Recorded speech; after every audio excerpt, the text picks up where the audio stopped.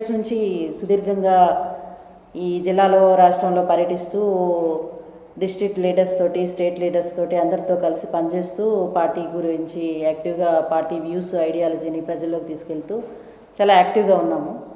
మా father ex-MLA దారా సాంబయ్య గారు ఈ జిల్లాలో ఒక శాసనసభ్యులుగా ఉన్నారు.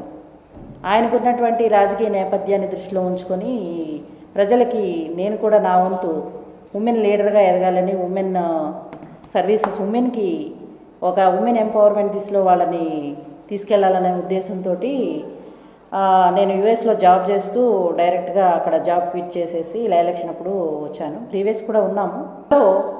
సంతనూతలపాడు, ఎర్రగొండపాలెం, కొండపి 3 రిజర్వ్డ్ నియోజకవర్గాలు ఉన్నాయి.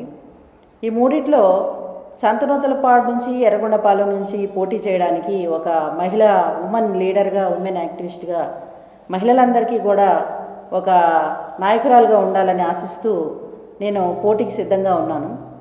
జగన్మోహన్ రెడ్డి గారు, మా ముఖ్యమంత్రి గారు, మా యొక్క రాజకీయ పరిచయాలను దృష్టిలో ఉంచుకొని మమ్మల్ని ఒక ఉమెన్ పొలిటీషియన్గా ఆస్వాదిస్తారని, అవకాశం ఇస్తారని భావిస్తూ మేము ఈరోజు పత్రికాముఖంగా ఈ మీడియా మిత్రులందరినీ కూడా సమావేశపరచడం జరిగింది ఈరోజు.